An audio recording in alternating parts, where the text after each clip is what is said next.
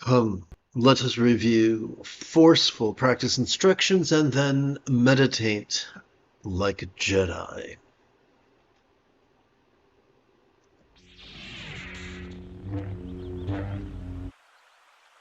Wrong button. We're going to begin by sciencing the hell out of this. Sturgeon's law reminds us that 90% of everything sucks.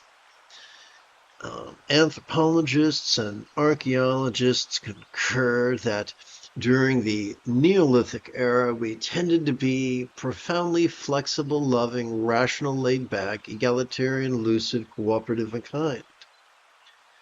For instance, we have found archaeological evidence that individuals crippled or disabled in their youth were cared for by the tribe into late adulthood, which shows empathy and cooperation.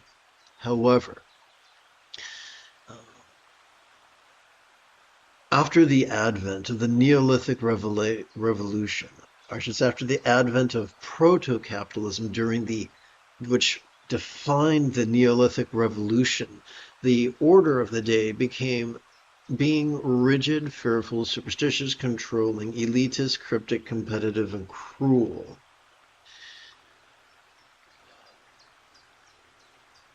So this is what suckiness looks like.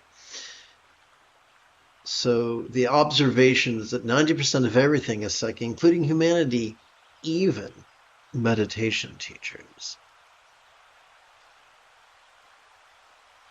This can make our lives incredibly unfulfilling. When we are slaves to our own dopamine-oriented reward system, life is brutish, short, and ugly. However, when we cooperate with our oxytocin-oriented system, life is deeply fulfilling. We can heal ourselves and we can heal society with the Buddha's Eightfold Path. What is enlightenment? There are some who would say when you're enlightened, you can walk through walls, you can do magic, you're basically Gandalf the Grey, and you only feel bliss and peace. But that is not what the Buddha demonstrated, nor was that what the Buddha taught. The Buddha taught when you're fully enlightened, you still experience the full spectrum of human perceptions, emotions, intentions, thoughts, memories, and imaginings. The difference is that when you're fully enlightened, you're able to work through them and no longer have our choices, utterances, and deeds controlled by them. In the second to the final passage of the Buddha's discourse on the 4 bases of mindfulness, he explained that one could master this path in as suddenly as 7 days. So for something that can be mastered that quickly, it stands to reason that it cannot be difficult or complex, but must be fundamentally easy and simple and efficient. The Buddha enlightenment is nothing other than mastery of the Buddha's Eightfold Path. As children, we found learning, the specter of learning how to use the commode, how to brush our teeth, how to tie our shoes, how to ride a bike. We found those to be daunting tasks, but with time and effort and tears, each of us eventually got so good at those 4 things that we began doing them spontaneously, habitually, easily, and effectively. The key to mastering the Buddha's path is easy. If every 12 hours or so we play with mindfulness and meditation, which are the 7th and 8th folds of the Buddha's Eightfold Path, then we will spontaneously experience the remaining sixfold. We will spontaneously notice change, whether we want to or not. We will find ourselves involuntarily having kinder intention, kinder communication, kinder conduct, and kinder commerce. The more we practice mindfulness and meditation, the more our choices and utterances and deeds will flow from not from calculated contrivance, nor from wild scatteredness, but instead from love's centered spontaneity, which is the effortless effort of expedient means. This is how the entirety of the Buddha's path could be mastered simply by playing with mindfulness and meditation. So now that we understand the overall aim, let's focus on the baby steps. How do we get there? So we talked about how 90% of humanity, including meditation teachers, are rigid, fearful, superstitious, controlling, elitist, cryptic, competitive, and cruel. These are the people who demand that their students actively focus and actively analyze.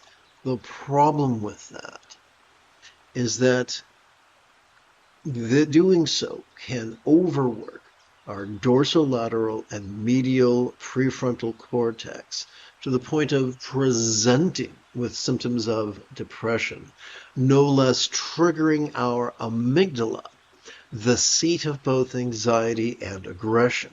So can you imagine the dark irony of saying, I want to be peaceful and loving, and then you go to a teacher and they give you instructions and you follow the instructions and you experience the opposite of peace and the opposite of love. Fortunately, all we have to do is cooperate with our own autonomic nervous system to calm our amygdala and gently stimulate our anterior cingulate gyrus, which functions as both the hub of our mirror neurons, the seat of empathy. Great. How do we do that? We'll begin with mindfulness. Every time we inhale, we automatically access the middle bit of our spinal cord, whose name is the sympathetic nervous system, the first facet of our autonomic nervous system. It has evolved to help us to notice in a very special way. It has evolved to help us to note, it has evolved to help us to vulnerably, passively, viscerally, randomly, and fleetingly notice mind's antics of perception. You know, seeing, hearing, feeling, smelling, touching. Oopsie, I'm a little confused. Seeing, hearing, feeling, tasting, smelling, and the like, including the full spectrum of human emotions, intentions, cognitions, recollections, and imaginings that are able to interface with all manner of phenomena, from the external to the internal, from the physical to the mental, from the pleasurable to the painful, from the interesting to the boring, from the glorious to the grotesque. Now, this is how the system works. What do we do to slice through the habit of actively competing against our sympathetic nervous system? Easy. All we got to do is silently and mentally recite the demonstrative pronoun this. Every time we feel our chest swell with breath. Now, let's answer the question. What do we do with all that we just noticed? The answer is meditation. You see, every time we exhale, we are already wired by evolution to automatically access the basement and the penthouse of this same spinal cord, known as our parasympathetic nervous system. It has evolved to help us to relax to such a degree that which we noticed during our previous inhalation could fleetingly feel less stressful, less permanent, less defining, and even as non-graspable as a vast, empty void. Now, any good teacher will remind us that a simile is only as effective as it is relatable. So we have to ask the question, what? What is a real-world example of a non-graspable, vast empty void? How about the illusion of the infinite azure sky on a bright and beautiful cloudless morn, which although could look tantalizing to the eye, feels non-graspable to the hand? And so we see that both emptiness and not self or no self are just metaphors for the experience latent within every exhalation. Again, how do we slice through our habit of actively competing against our own parasympathetic nervous system? Easy. All we gotta do is silently and mentally recite the verb rest every time we feel our chest subtly sink as gently we breathe out. And so you see, there's nothing mystic here. There's nothing magical here. We're just intelligently cooperating with both facets of our autonomic nervous system. Doing so can help us to be the people that our dog already thinks we are.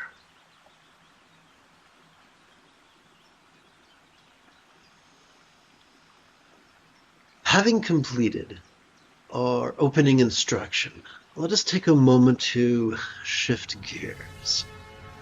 It is Yoda Monday morning. Come, let us meditate like a Jedi after about 30 seconds of housekeeping. This is the Dzogchen Semde Lama Jigme Gyatso of the Buddha Joy Meditation School. For more than 30 years, I have harnessed my autistic special interests as well as my ADHD hyperfocus to spend about 8 hours a day, almost every day, studying, practicing, mastering, and reverse engineering the teachings and techniques of each school of meditation so that I can become your personal, nerdy, neurodivergent guide to nirvana. Welcome, my friends, to Meditate Like a Jedi, which is made possible due to the generosity of viewers just like you.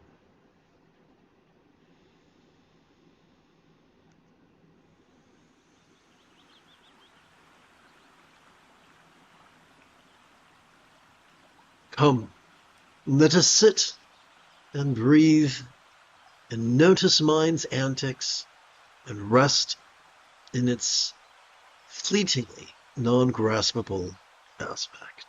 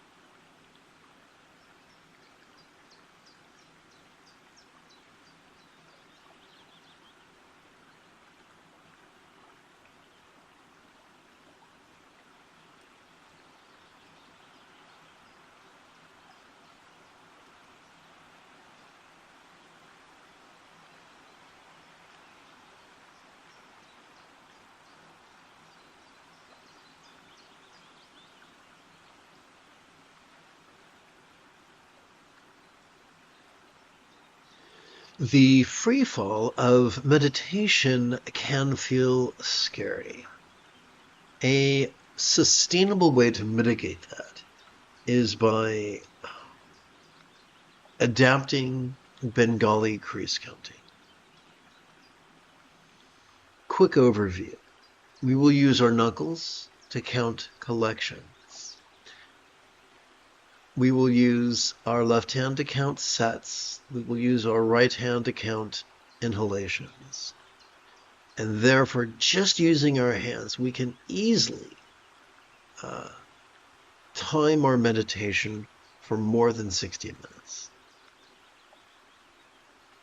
which is an excellent goal to move, either immediately adapt if you feel up for it, or gradually to move towards, depending on your circumstance and your personal physiology. We'll begin with sets.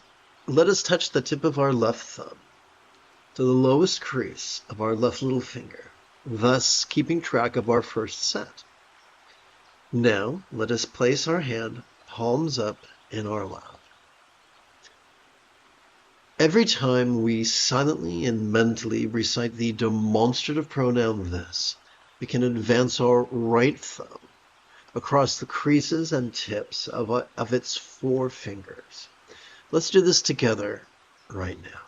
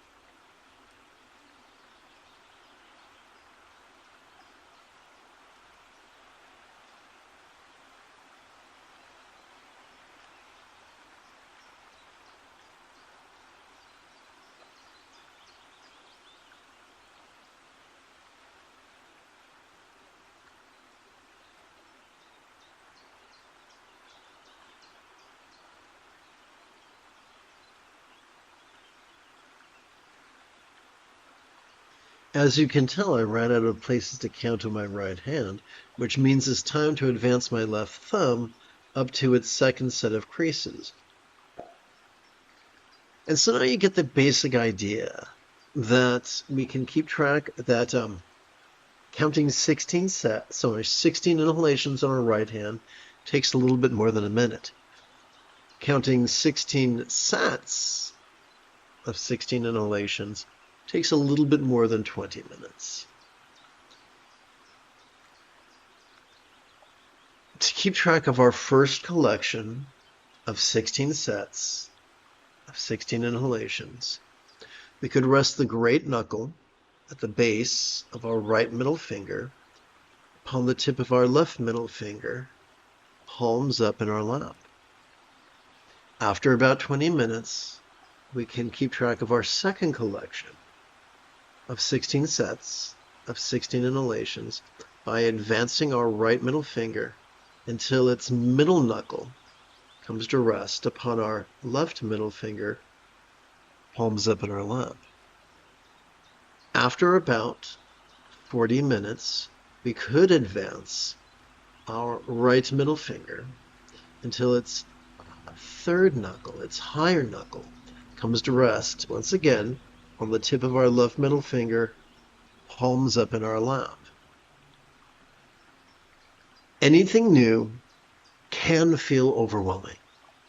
The antidote to overwhelm is repetition. Practice with me every 12 hours or so, and within a week or two, you can master the Buddha's system.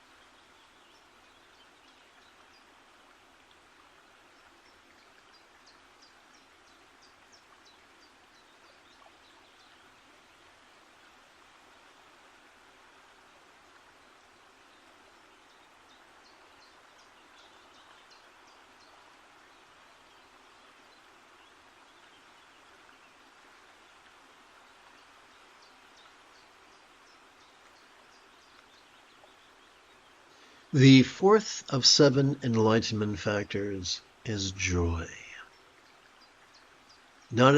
Which means joy is not a fruit of meditation, it is a tool of meditation. When I first learned of that, I was very overwhelmed because I was exhausted and sad. And it's like, hey man, if I already knew how to be happy, I wouldn't be meditating in the first place. I'm very grateful. Many of my teachers shared with me the same shortcut, the same hack that I'm now going to share with you.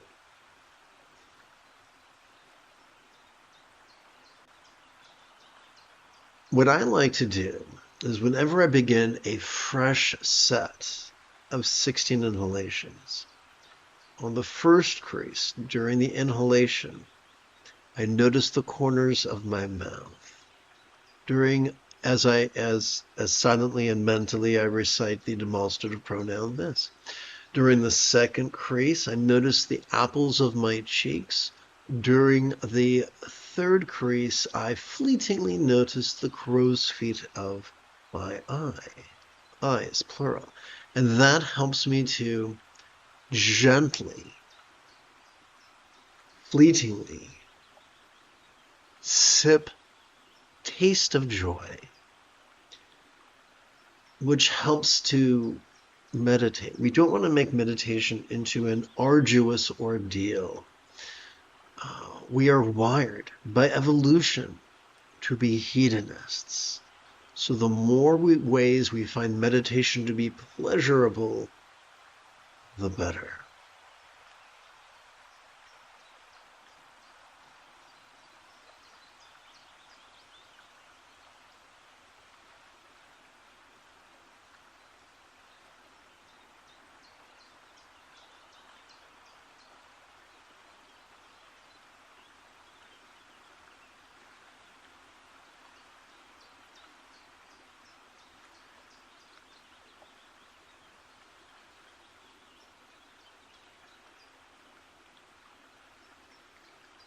During the remaining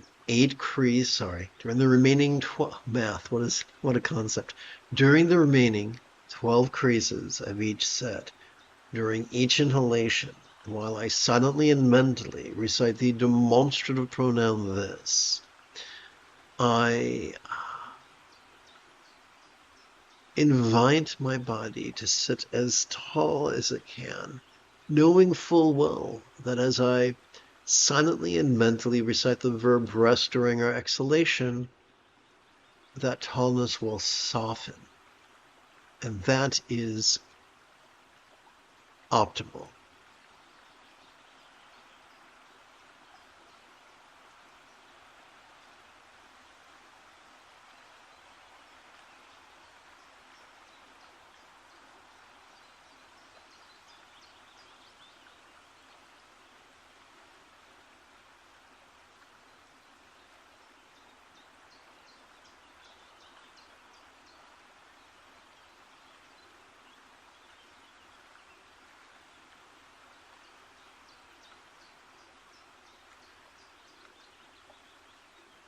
The importance of this was explored by Zen master Dogen in the 1200s.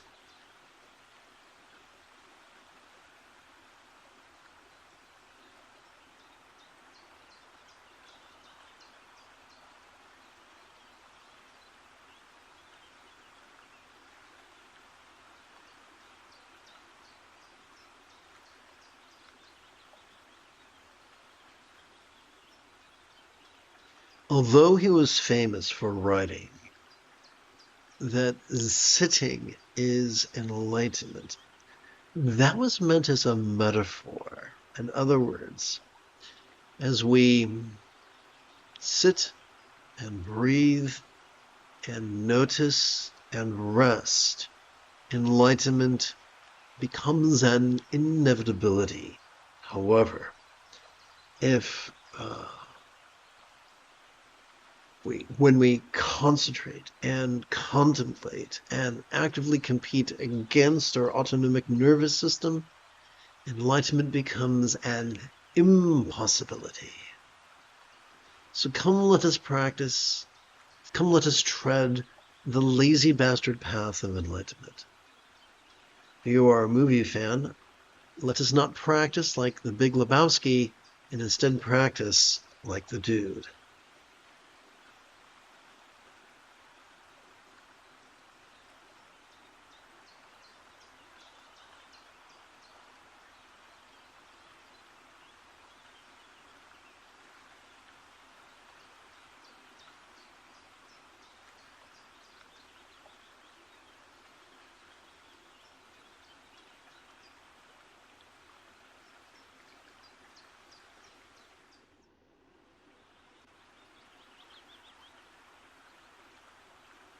The sixth fold of the eightfold path is the effortless effort of expedient means, going with the flow, or wu wei. It is a natural byproduct of playing with mindfulness and meditation at least every 12 hours or so. Effortless effort means we sidestep the folly of asceticism. We do not torture our joints or our stamina. The right way to sit is the sustainable way to sit that supports our breathing, our watching, our resting, our lucidity, our comfort. If you need to change your posture, then change your posture. If you need to adjust your posture, then adjust your posture. If your body is giving you the signals, hey, that's enough for now, respect that. Push yourself too hard and you will cultivate a clinical aversion. Cooperate with your body hedonistically, and you will be surprised with how quickly you master the Buddhist path. Every spiritual tradition follows the same trajectory. It begins with an insightful, good-hearted founder. And then there is a proto-tradition, which is easy and effective. In time, people who are rigid, fearful, superstitious, controlling, elitist, cryptic, competitive, and cruel are drawn to positions of authority and power like moths to a porchlight. And pretty soon, the movement, within decades, the movement warps into an institutional analog. And we see that in shamanism, Hinduism, Taoism, Buddhism, Sikhism, Jainism, Christianity, Judaism, Islam. Wherever there are humans, we see that spiritually, we see that secularly, we see that vocationally, we see that recreationally. There's always going to be a Karen or a Chad making life a living hell for the rest of us. Sadly, these Karens and Chads in positions of authority flex their ignorance and their elitism and make things harder and harder and harder until the institutional analog of the original tradition becomes worthless and flaccid and weak.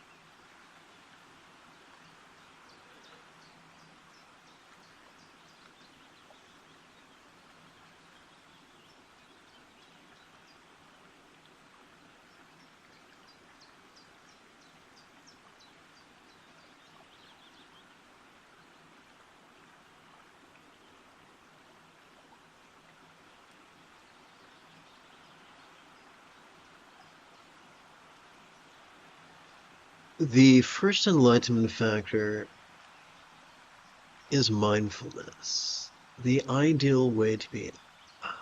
So we'll get back to that in a minute. The sixth enlightenment factor is coalescence. As our air coalesces in our lungs as we inhale, that's the ideal time to practice inhalation by silently and mentally reciting the demonstrative pronoun this.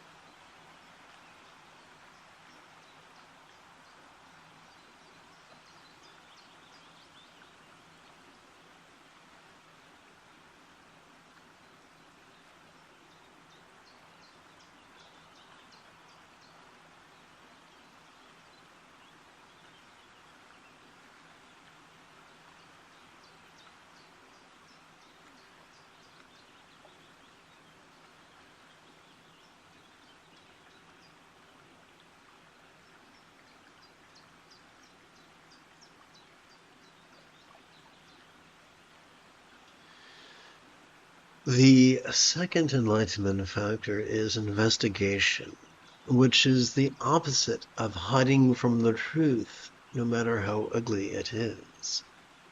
In other words, as we practice mindfulness, let us do so vulnerably, passively, viscerally, randomly, and fleetingly.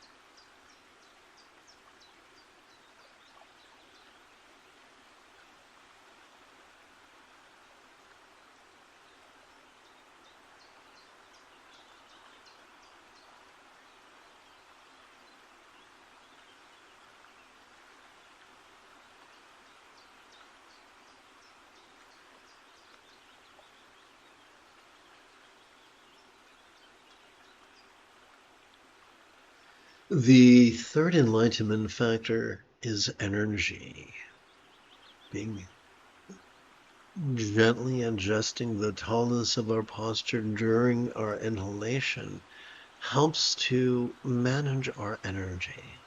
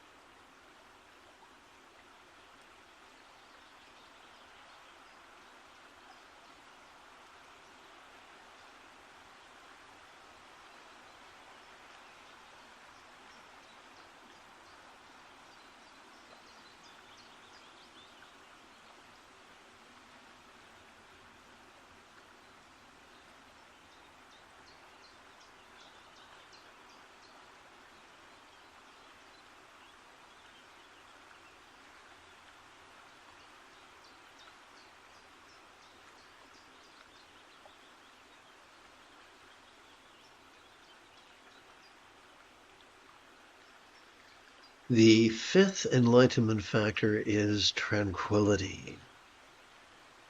Every time we rest in our exhalation, whatever rage or peace we might have felt during our previous inhalation could feel as if they were melting into the simplicity of emotional energy.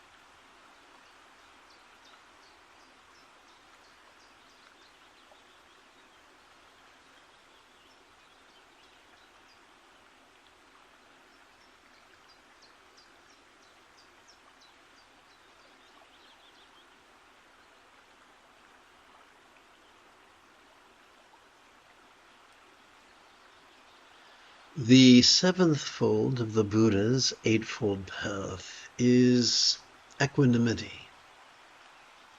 Superficially, that reminds us that a nickname of mindfulness and meditation, when practiced together as a team, is slicing through the tyranny of the duality of dread and desire, where we do not chase the cessation of the experience of dread and desire, but merely its tyranny, so that it no longer controls our choices and utterances and deeds as if we were a puppet on a string.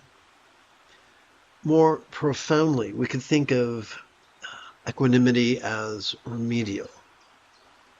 Regardless of what we experience, we notice and relax in harmony with our respective inhalations and exhalations, regardless of whether we notice something external or internal, physical or mental, pleasurable or painful, interesting or boring, glorious or grotesque. We always do the same thing. We silently and mentally recite the demonstrative pronoun this as we breathe in. We silently and mentally recite the verb rest as we breathe out. And so we find that mindfulness meditation can be easy. It can be easy to practice and easy to master.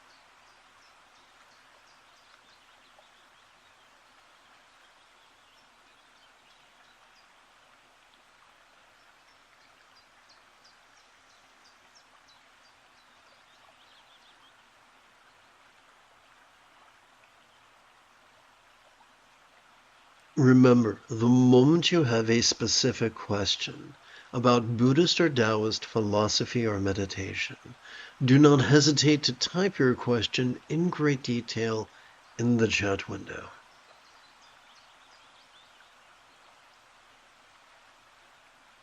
For I sporadically do check for questions.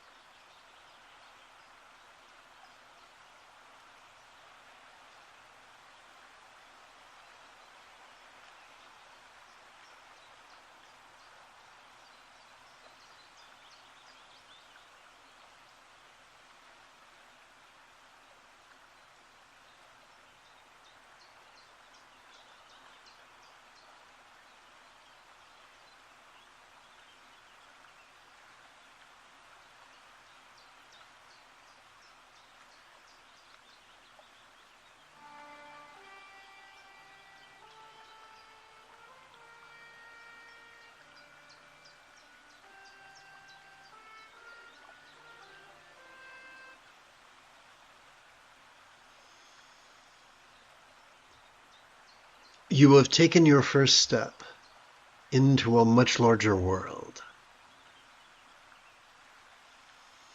If you feel that I have earned it, you could give this live stream a thumbs up. You could even help support this channel.